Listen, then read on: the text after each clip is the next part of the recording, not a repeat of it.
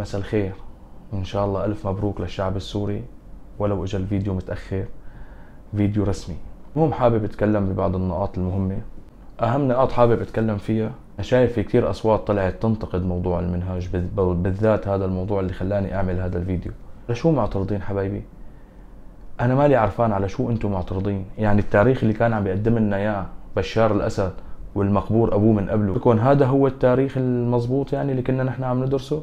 بحب أشركم، بما انه نحن 3/4 صرنا مغتربين وشفنا التاريخ صح والمناهج صح، بحب خبركم انه نحن كل شيء درسناه غلط. عدا عن ذلك يلي معهم شهادات وقضوا حياتهم عم يدرسوا بهالجامعات وما يناموا الليل لحتى ياخذوا شهاداتهم، اغلبهم ما تعرفوا عليهم برا، انه هي الشهادات غير موثوقة. وهذا الشيء صار مع كتير عالم، مشان ما حدا يطلع يزاول ويقول هذا الكلام صح وغلط. فعلى العموم يعني انا مالي عرفان انتم على شو معترضين، بس خلونا نحكي بالشغلات اللي لازم كنا نعترض عليها. مادة القومية مثلا، هي شو وضعها معكم؟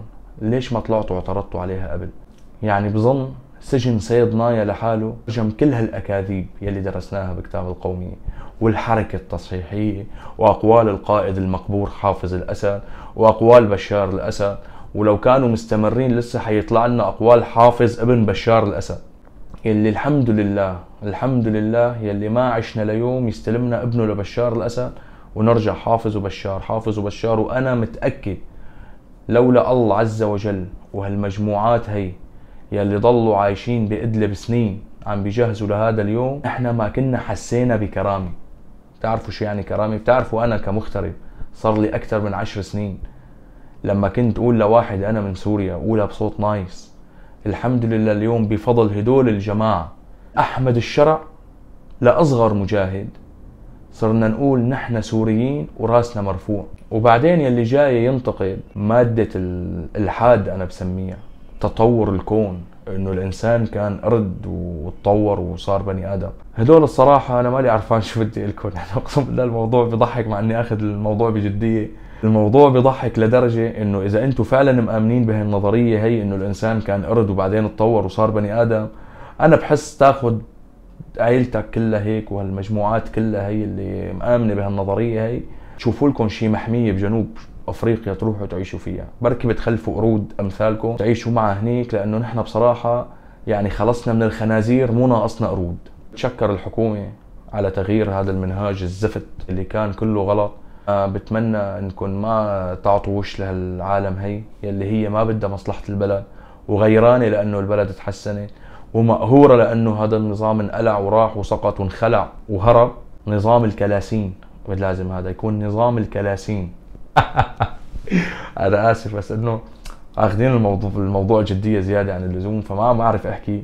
عموم ثانية مهمة، شو يا اللبنانيين حبايب قلبي؟ شو يا اللبنانيين يا عمري، انتو دخيل قلبكم اللبناني. طبعا هاي الرسالة للوسخين فيكم، اما الشرفاء فعلى عيني ثم راسي. حبايبي انقهرتوا انه صار بدكم تدخلوا ب$2000 وكفالة واحد سوري، ولا يكون معكم تقرير طبي. شايف هذا الموضوع زاعجكم؟ نسيانين قديش وقفتوا السوريين على حدود المصنع؟ نسيانين شو اهنتوا السوريين بمطار بيروت؟ وانا واحد منهم. سبحان الله ما كنت قدران احكي عن هالقصة. انا واحد منهم. من 10 سنين بدي غادر بيروت، كنت بدي غادر هالزبالة اللي كنت فيها. مغادرتي من بيروت كانت طايفة بزبالة. إلى يومنا هذا تعاملت بأسوأ أنواع العنصرية بمطار بيروت، بأسوأ أنواع العنصرية، لدرجة أنه تواصلوا مع مكتب الطيران بماليزيا وقالوا لهم ألغوا له الرحلة، هذا ما حيغادر. أنا لو ما مضيع باسبوري السوري القديم أقسم بالله لفرجيكم البلاك ليست اللي طلعت منه من بيروت. أنا ما طلعت من بيروت بشرط إلا إنه يحط لي بلاك ليست. تخيلوا، مع إنه مالي عامل شيء، إقامتي سارية، كان عندي إقامة وكان عندي كفيل اللبناني، وكفيل اللبناني موصلني على المطار، بس لأنه بدي غادر. يعني هن لا بدهم إيانا نقعد جوا البلد ولا بدهم إيانا نغادر برا البلد. فاحترنا يا أقرع من وين بدنا نصرحك الصراحة. وبختم رسالتي وبختم هالملخص البسيط أو فشة الخلق البسيطة، لأنه الصراحة إذا بدي فلت لساني حيكون لساني طويل والفيديو ما حينتشر. رسالة لإخواننا المصريين، الشعب المصري على عيني ثم راسي، بس هالخنزير الدكتاتوري السيسي يعني جايك يوم، والمفروض انك انت كنت تتعلم من اكبر طاغية بشار الاسد، يلي كنا ما بنتخيل ما في حدا بالعالم كان يتخيل انه سوريا تتحرر بيوم من الايام، والحمد لله والفضل لله.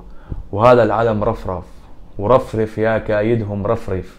جايك يوم يا سيسي على اللي عم تعمله بالسوريين بس. وبالنسبة للإعلام المصري أنا بحب تتوجهوا للسيارة يلي فيها 5 الله يتقبلهم شهداء مصريين حماية المعونات بغزة يلي قتلتهم إسرائيل. قبل ما تقولوا لأحمد الشرع روح حرر الجولان، اتحرروا انتم من إسرائيل. إن شاء الله مفكرين إنه انتم مالكم محتلين. على فكرة العالم كله محتل إلا سوريا وغزة. الله يعجل بالنصر القريب لغزة ويرحم شهدائهم ويشفي جرحاهم، وإن شاء الله بيتحرروا من هذا الكيان الغاشم المغتصب بأسرع وقت. ونحن من يومنا قلبا وقالبا مع غزة ومع القضية الفلسطينية بشكل كامل، مو مثل نظامنا المخلوع اللي كان من تحت الطاولة يعطي وياخذ الأوامر من إسرائيل، ومن فوق الطاولة ممانعة ومقاومة. ومن 50 سنة لليوم رصاصة ما توجهت للجولان مو لغزة يلي تعتبر أراضينا المحتلة، يلي بدهم هلأ أحمد الشرع خلال شهر ولسه الحكومة ما تمت بخير وسلامة ولسه أركانها ما تهيئت مثل الخلق، بدهم إياه يروح يحرر الجولان. بدهم إياه يروح يحرر الجولان بأقل من شهر. و50 أو 60 سنة هالنظام المخلوع هو وأبوه من قبله وإيران وحزب الشيطان باللبنان ما راحوا حرروا شبر واحد، بالعكس انهانوا واندعس عليهم، والحمد لله بين كذبهم. والله ينصرنا نحن على هذا الكيان الغاصب، ومنحرر ان شاء الله فلسطين كاملة، وما بتتحرر الا بسواعد ولادها.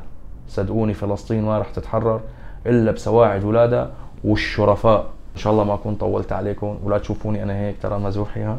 ان شاء الله الفيديوهات الجاي ونكون عم نضحك اكثر، بس المواضيع جدا مستفزه وانا حبيت احكيها باختصار بسيط. فبتمنى تحطوا لايك وتشتركوا وتدعمونا، وبدعمكم مستمرين، ورفرف يا كايدهم. والسلام عليكم.